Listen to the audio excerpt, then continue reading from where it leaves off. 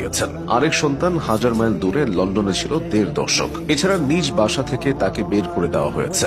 খালেদা জিয়ার জীবনের পুরোটাই ত্যাগ ও সংগ্রামে ভরা। খালেদা জিয়া চাইলে উন্নত কোনো দেশে বাকি জীবনটা আরামে কাটিয়ে দিতে পারতেন, তবে তিনি একবার বলেছিলেন, আমার স্বজনহীন জীবনে দেশবাসী আমার স্বজন, আল্লাহ আমার একমাত্র ভরসা।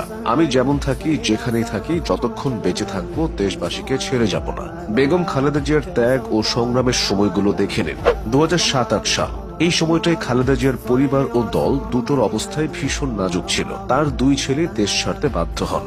বড় ছেলে তারেক রহমান ছিলেন গুরুতর আহত, তিনি যান লন্ডনে। ছোট ছেলে আরাফাত রহমান কোকো ছিলেন অ্যাজমা রোগাক্রান্ত, তিনি যান থাইল্যান্ড ও পরে মালয়েশিয়ায়। এদিকে বিএনপি ছিল দীর্ঘদিন ক্ষমতার বাইরে।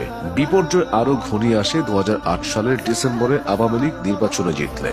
নানা অনিয়মের অভিযোগ তুলে খালেদা জিয়ার ঢাকা সেনানিবাসের শহীদ মইনুল রোডের বাড়িটির বরাদ্দ বাতিল করা হয়। পরে ২০১০ সালের ১৩ নভেম্বর তাকে সেই বাড়ি থেকে উচ্ছেদ করা হয়, যেখানে তিনি ৩৮ বছর ধরে বসবাস করেছিলেন। মূলত জিয়াউর রহমান প্রাণ হারানোর পর তৎকালীন সেনাপ্রধান হোসেন মোহাম্মদ এরশাদ টোকেন মূল্যে ওই ২.৭২ একর সম্পত্তি খালেদা জিয়াকে বরাদ্দ দিয়েছিলেন। এরপরও খালেদা জিয়ার বিপর্যয় শেষ হয়নি। ২০১৫ সালের জানুয়ারি থেকে খালেদা জিয়া গুলশানে তার অফিসে অবরুদ্ধ হন। এই অবস্থায় মালয়েশিয়ায় আরাফাত রহমান কোকো প্রাণ হারায়। পারিবারিক জীবনে ঝড় ঝঞ্ঝার এই সময়টাতে তিনি দলকে ভোলেননি। খালেদা জিয়া একবার বিরল রেকর্ড করেছিলেন। মাত্র ১৪ দিনে তিনি প্রায় ১০,০০০ কিলোমিটার পথ অতিক্রম করেছিলেন। বিধ্বস্ত বিএনপিকে নতুনভাবে সংগঠিত করতে তিনি একের পর এক জেলা পাড়ি দিয়েছিলেন। শতাধিক জনসভা ও পথসভায় নির্বাচনী ভাষণ দিয়েছিলেন। এভাবে বাংলাদেশের নির্বাচনী অভিযানের ইতিহাসে খালেদা জিয়া রেকর্ড